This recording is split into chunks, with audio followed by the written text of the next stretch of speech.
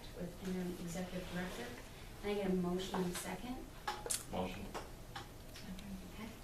And then we need Well, I think you need a motion to amend it yes. to, amend the wording of paragraph 7, entitled residency / relocation. And I can read you the new language. Okay.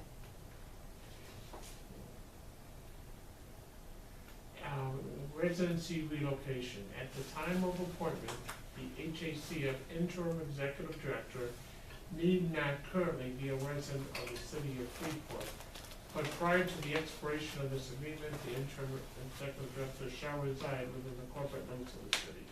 Should the interim executive director be named as a permanent executive director of the HACF, then at that time, the HACF may agree to pay the then executive director up to $5,000 for temporary housing and or moving expenses toward a residence in the city. This allowance shall only be used to determine this agreement unless extended by mutual agreement of the interim executive director and the HACF board. Thank you.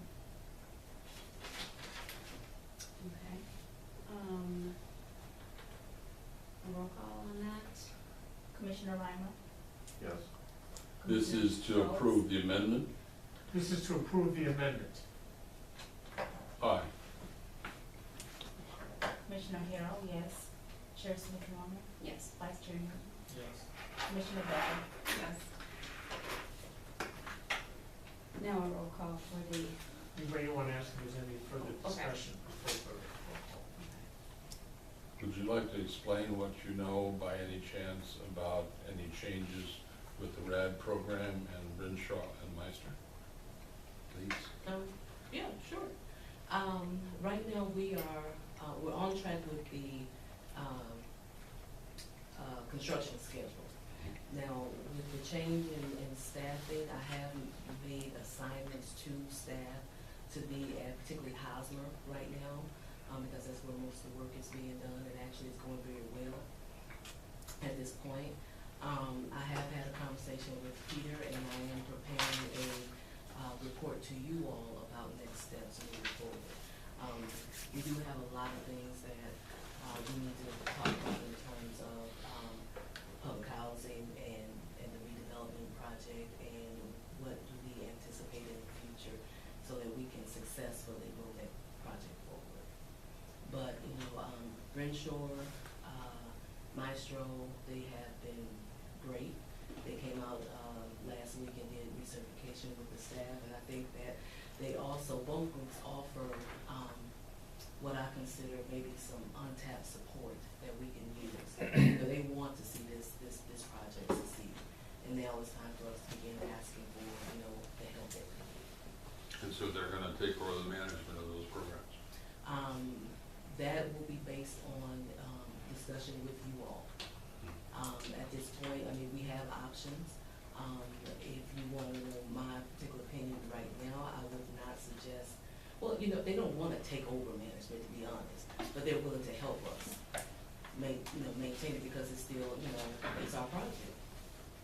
They're not gonna take over the ownership, they just wanna take over the management. All right, thank you. No, I didn't say that. They don't want to take over the management. Okay. But if we want support from them, they'll be more than happy to give it to us. That's fine, thank you. okay. All right. Are we done with discussion on that? Okay. Roll call. Was that they did the roll call? Oh, Mhm. so this is for the final, You did the roll call on the amendment. On the But amendment. Yeah. we never had a motion and second for the employment contract. We didn't. oh, okay, so, I thought we had. Yes, we did, yeah, I so think we can we have a did, yeah. discussion. The very first one, Yeah, then, the then, it should have been a motion within a motion, but Correct. it doesn't look that way. No, it was amend paragraph 7. Commissioner Reimer, motion, Commissioner Becker, second. Then we moved on to the employment contract. Yes, We never but had a before motion and that, second. there was a motion and a second by somebody to look at the contract So- before we amended it. So we just do the, Just make a motion at this time to approve the agreement as That's what you amended. said. right. okay. So if they got a motion, that's fine. So, making a motion to approve the final employment contract with the interim executive director As amended. as amended.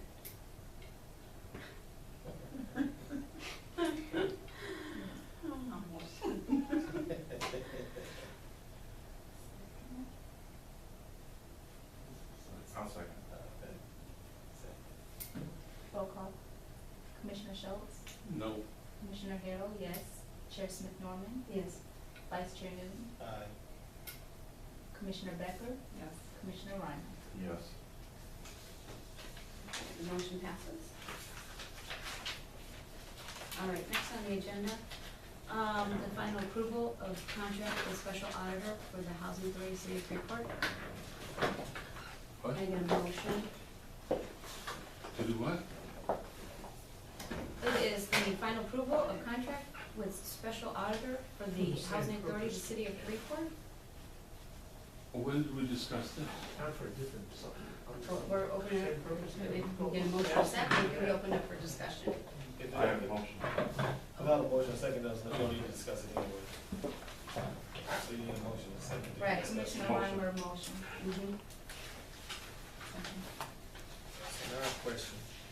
Have you looked at what we're gonna pay for it from them? Do we have any idea what, a forensic audit is even gonna cost? And then why, what is pushing us to do a forensic audit and spend whatever money that we haven't heard is gonna be spent to do that when we're already kind of behind the ball Okay. on our budget this year? Babette, can I tap in you on that?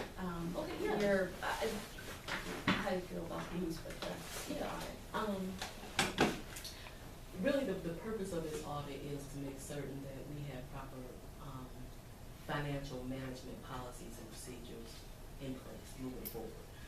This is a preventative process, so that with having a long-time executive director and then, also, you know, your previous executive directors, the whole purpose of this is to make certain that we develop, some principles of practice and standards in operating. So for instance, kind of like the question that you asked me earlier, you know, about the finances. Well, you know, you should have an executive director in place that will immediately answer that, but this meeting wasn't prepared, you know, to go along that way. So that's the whole purpose of this, is to make certain that moving forward, we have what we need to operate effectively and efficiently. So my question still is, again, don't we do an audit every year? A forensic audit is different It's than. more in-depth. Yes, yes, it's more in depth, and actually, it is time for us to do, our actual annual audit. And know that that can't be done by the same firm. So the forensic audit gives you pretty much your nuts and bolts. And it also helps with, operation policies and procedures as well. So if we're looking at, expenses related to legal costs or travel expenses and our reimbursement process, we can take a closer look at how it was done before and, you know, what are best practices now for a housing authority. So are we looking at going out doing an RFP to find out what it would cost and come back to the board, or are we just trying to move forward? Because you could be talking about a six-figure number, and what are we talking about with that much of an in-depth? Because a forensic audit is gonna be more expensive than our regular audit, which is already expensive. For an agency of this size, you know, I don't think, we're not talking about a six-figure kind of audit. And, I believe, if I'm correct, the reason for this discussion is to begin the process. Am I correct? Yes, yes, Okay. it is, yeah. I'm just saying, It's that's the definitely, first time. yeah. Is Maureen's insurance company gonna pay for this? She was the one that was touting it so strongly. Not to my knowledge. We could have checked them out. I mean, we're actually, the whole scheme of this thing is to go out and see if we can find something that somebody did wrong so that they don't have to pay No. him anything. So let's get the insurance company to pay for it, and then they can look as hard as they want to. No, that is not the intention of it, and I think it's just a really good review on where things are at now, Okay. where policies are at, where procedures are at, and where we need to be. Have you ever done one of these things?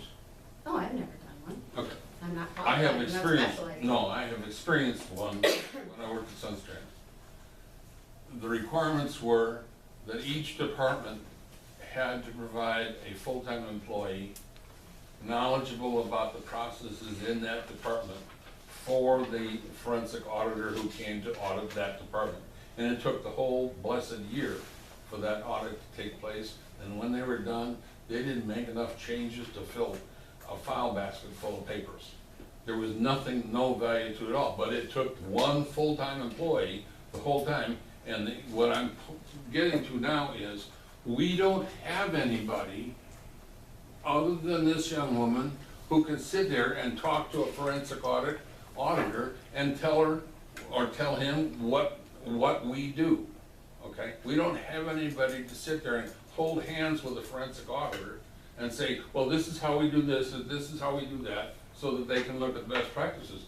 If you think she's busy now, wait until you put a forensic auditor on, and she'll never have any time for anything, because they will take all of her time. Now, a year from now, you wanna do it, have at it, but it's crazier than hell to do something like that right now.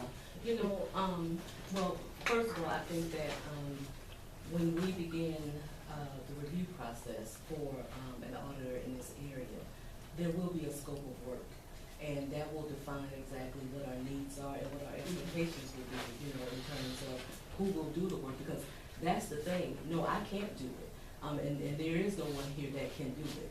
So we need to bring in the right group of professionals that can do it. Yeah, but who can answer their questions, Well- that's my point. We don't have anybody that could, and Well, but- if I ask you a question and you have to spend the next 4 hours digging out how the hell they did that 3 months ago to answer the auditor, you're not gonna get any work done. But you know, again, first, and see, that's a very good point you made, because it shouldn't be like that now. No, it shouldn't. We should not even need a forensic audit.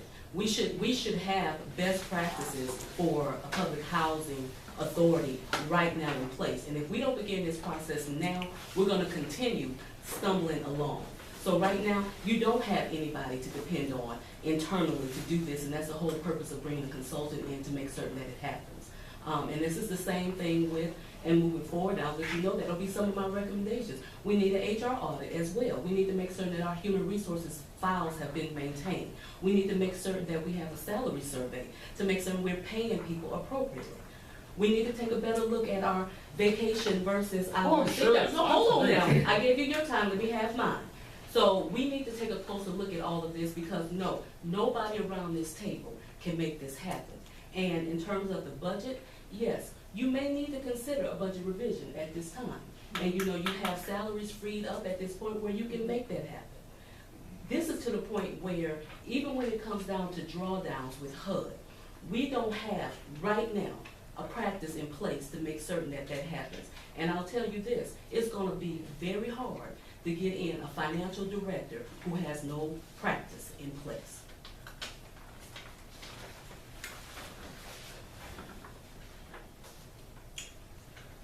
There's a gold basket that has money hanging in it, and we just need to reach in and grab Did some. you have something to say, Tim? I'm only gonna say that I'm sorry that that anybody has to come into this agency and experience the frustration that we're going through now. And I'm gonna take responsibility and tell you that we didn't do the right thing when it was time to switch between executive directors. This should have been a handshake. Because the board when I first got here, explained that it was a difficult task to get an executive director in the first place. And so switching in from getting one person to go from one person to the next is a difficult, and I've done it multiple times at the county level, and I've lost more hair each time, but it definitely I'm bald now. But the thing about it is a handshake, and it's about two people passing going, I've got information that you're never gonna understand unless I sit here and explain it to you. And I don't care where you go in government, it almost takes somebody leaving and somebody coming. And we didn't do this right. We could have avoided this, because passwords and all this stuff, drawing down money, there was a plan for all that, but you know what? Because there's so much tension between working with one another, we couldn't get it done. So I'm sorry. Well, I'm gonna say it to the board then, because we should have been able to try and put our differences aside so that we could welcome you in a little smoother, but it didn't work that way. So we're going through some difficult stuff to get it right, but I'm confident that we will get things going in the right direction quicker than they're going now as we begin to see what we need to do. So that's where I am. Just not much more to be said. I'm gonna try to get things moving the right way. And if you don't mind, I just would like to make one more, comment. I'm serving as interim, and I'm serving as interim for a reason. And it is to do this job. It is to make certain that we have, strong financial management practices and protocol and procedure. That's the whole purpose. This is what I do. This is what I do for a living. So in terms of, I say no apologies needed, because from the day I walked in, that was the whole goal, that was the whole purpose. And so I don't like to hear you all blame yourself, or don't hold on to that blame. Let's work together and move it forward, because that's the expectation of HUD right now. They don't care about what happened last month or last year. Well, some things they care about happened last year, but in general. But what I'm saying is they're concerned about how will the Freeport Housing Authority begin to move forward with the leadership that it has, which, you all are a big part of that. And so, yes, there are a lot of things that are gonna happen very soon, and I look forward to your support.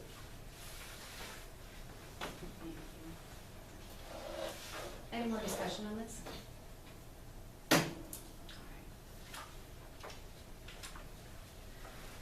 So are you going out for bids on this, or what are you Yes. doing? Before we probably, this is just to get the process going, okay? All right, we can roll call. Commissioner Harrell, yes. Chair Smith-Norman, Yes. Vice Chair Newton, Yes. Commissioner Becker, yes. Commissioner Reimer, Yes. Commissioner Schultz. No, only because you can't afford it. Okay. All right, the motion passes. All right, next item on the agenda is public comment period, and just a reminder, this is limited to 20 minutes. Okay, Steve Carroll, excuse me, A11 Oak in Freeport. I'm sure as many of you know that I've been really pushing to get a response to a FOIA from June 13th. And I've had discussions with Mr. Phillips and Ms. Jameson Varner, and they've been productive, and there's going to be a very, very, very happy resolution to this. I'm very confident, I'm not worried. And when it comes to information, Mr. Schultz, I have listened to you periodically kvetch, that's the good word for it, about not getting information that you've requested, whether it's FOIA or what have you. And my advice to you is to get to the back of the line. I've been waiting since June. And for you to blame people on this board for obstruction is incredibly disingenuous. In my most humble opinion, the people to blame for this are your good friend Mr. Williams and Mrs. Westfall. And I gotta tell you, listening to you, sir, as my ancestors back in Belfast would say, you're making an Amadan of yourself, so please clean it up. So, thank you. Thank you. Anybody else? Okay. Next item is adjournment. Need a motion in a second? Motion. Second. The meeting was coming to a close at 8:13.